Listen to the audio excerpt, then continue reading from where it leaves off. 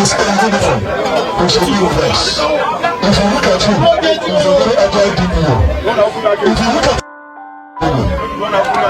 DPO Alex. There is a place that is earmarked for you to stop. You do your press releases there.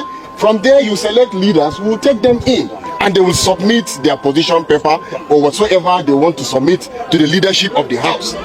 Nobody goes beyond here if it is not officially invited. That is the stand. So I want you people to understand, so that you will help us to help you. If you take the position where it is earmarked for protest, we will give you the necessary support you need. We will take you in. You will submit whatever paper you have, and I'm sure it will be attended to. That's the standard practice here. Thank you. Okay. Officer, you have spoken. You have spoken to the extent of in context with your office, but there's also a legality that is greater than your office. It's called the Federal Constitution of Nigeria. It is the highest. Before we came here as law-abiding citizens, the police is fully involved, and all the relevant security agencies fully involved. In a country where just a few days ago, people were burnt in Kano, people were shot in River State, people were cut down, Nigerians like you were cut down in Lagos. As it stands right now, the law that permits the 2022 electoral law that states the procedure for election that was signed into law by President Muhammadu Buhari is in the dustbin. At the moment, yes. Right. Everything that holds our constitution has been put in the dustbin. And the National Assembly, who enacted that law that President Muhammadu Buhari signed into law, are mute quiet. It means complicit. Yes. You cannot be telling Nigerians our loyalty is not to him. Exactly. As it stands right now, our loyalty is not to any leadership or anybody. Our loyalty is to the state. It is the constitution of Nigeria. Exactly. And like you rightly stated, he is our servant. He should be grateful that we came here today. They should be aware of that. There is no legal standing in the country. As we speak right now, there are people in the bush kidnapped by ragtag army, people who are not even trained. People are crying and weeping. We have undergone the most fraudulent election in the history of global election. And you are here looking at people who are dead, and you are telling them, officer, that a man who enacted a law that he could not even stand by, that we voted for and put in place, that we need a special permission in position to see him while we are here. People, it is impossible. It is impossible. I say it is impossible. It is impossible. The world is watching now. Yes. We will give him 15 minutes. Just 15 minutes. 15 minutes because he's listening to us. The chairman of the National Assembly, who has failed in every ramification. Yes. We want him to report here now. Exactly. In the next 15 minutes. Because we are law-abiding. This is our plea, this is our prayer, this is our call to give the message that we have. We already gave a message yesterday for the sack and prosecution of Professor Mahmoud Yakubu at the INEC office. Yes. We are coming here to remind those who made the law, who have gone mute, but because we are custodians of the law. Yes. 15 minutes, otherwise the world will hear us. Nigerian people! Nigerian people! This is very important. This is where we are. So are we good? Hold on. That guy should stop that. Are you looking like this? Nursing the bruises of hope. This is why we're here. Today we mourn the demise of credibility, the rape of trust, and the abuse of will. Today we stand in the ruins of transparency, on the emblemating table of inclusion, equity, and accountability. Today we are voices, toneless, stripped of the music of choice. Today we are Nigerians broken, calling on INEC, the National Assembly, and the Presidency to count our votes. On the 25th of February 2023, Nigerians troop to their polling units with one mission: to cast their votes and choose their next leaders. They qualified for this exercise by participating in the year-long continuous voter registration, which witnessed an unprecedented spike as never seen before since 1999. Months later, they returned to collect their permanent voters card and went home with a commitment to participate and engage with the process. The chains of apathy was broken, tossed to the belly of oblivion. We were free to experience the full potential of our Nigerianness. Our bondness lines were unbroken. In ideology, they held us together. In trust, as they watched like water. In truth, they kept us alive. We breathed the full breath of what, in no doubt, is in our heart. In the portion that always questioned truth, that our votes must count.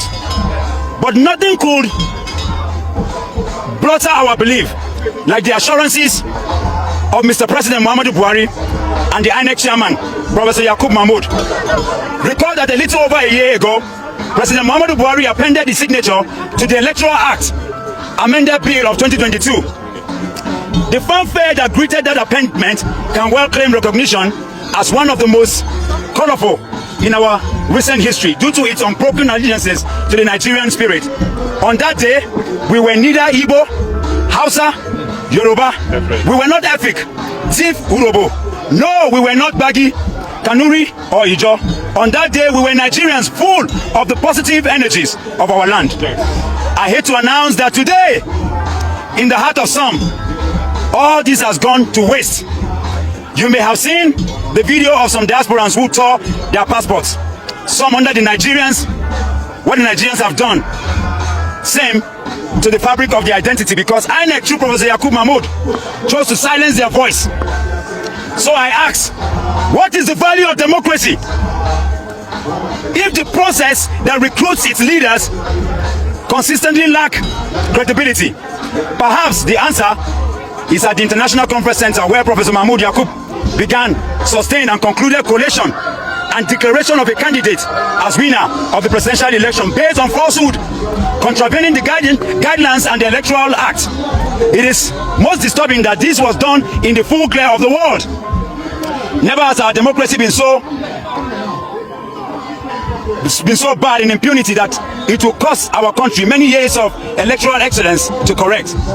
This was not the electronic transmission he promised Nigerians and the world at Chatham House. Professor Mahmoud Yakub has lied to Nigerians and has abused the right of our choice. We hereby pass a vote of no confidence and we call for his immediate sack and prosecution. We cannot afford to continue the culture of performing lawlessness without consequences. We are as strong as our laws and as tall as our institutions. We cannot afford to descend into lower than this. As a microcosm of the demography, the National Assembly represents our collective aspiration, desire, hope and faith in a country that works for all. The laws you make devise the path of our corporate engagement as individuals and as institutions. The lawmakers should be inside of the justice, equity and fair play. Our call to you is to take a stand with the people of Nigeria, whose place you hold in these hollow chambers, in their demand for a system that works for all, and call on the INEC to count our votes. This is the only way if the laws you make can hold the deserved essence and effect. We therefore call on President Muhammadu Buhari, whose commitment to free and fair election is engraved in the legacy of the Act, Electoral Act of 2022, to immediately take a procedure that will bring Nigerians under the control of an interim government, pending the resolution of all litigation pending and pertinent to the conduct of the February 25th presidential election. Our country needs healing. It will be counterproductive to allow a fraudulent process to succeed, as fraud will eternally birth fraud. We cannot grow our democracy on falsehood and suspicion. The holes in our nation's fabric must be woven shut. One way is to immediately establish a Truth and Reconciliation Committee in Lagos and other flashpoints of the voter intimidation and violence during the Presidential, National Assembly, Governorship and State Assembly elections. This will build trust, confidence and further ethnic cooperations among Nigerians. Therefore, as concerned citizens, We believe that our country is destined for greatness and are hopeful that in no distant time, our faith will nudge our dream to reality. This is our prayer. We nurse our bruises. For though they force us to precipice, we will not curse our country or stand by those who curse it.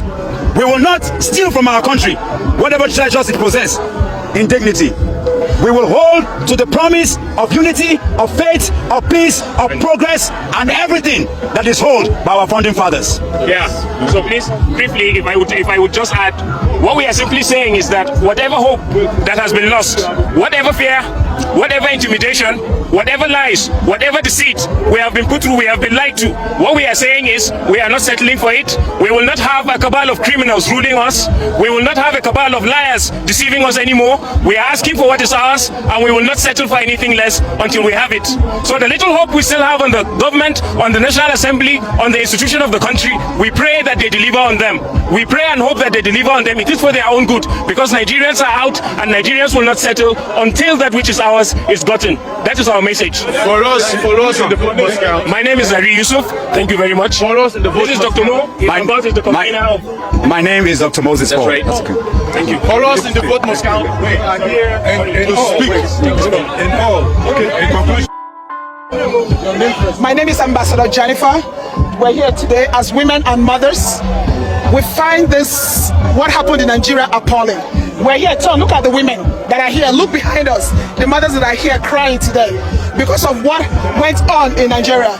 People came out, women came out. Women were the greatest people that sensitized people. They went to villages, they went to the cronies, they went everywhere to sensitize people to come out to vote. And when this was done on the 25th of March, it was aborted. And on the 18th of on the 25th of February, it was aborted, and on the 18th of March, it was aborted. We don't know what happened. It was messed up. Something happened. The worst thing that happened was the president was declared 4 a.m. in the midnight. What is that? Where is that done? What is that? And we're here as women today crying because this nation depends on us. This nation is looking at for us. It's waiting for us.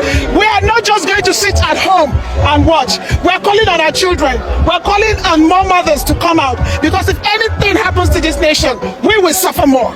We the mothers will suffer more. And we're giving out this information because if you are not informed, you'll be deformed.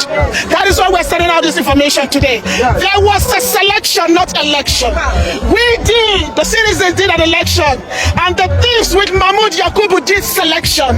They selected who they wanted, not who we the people wanted. So as you see us here, we're in no political party.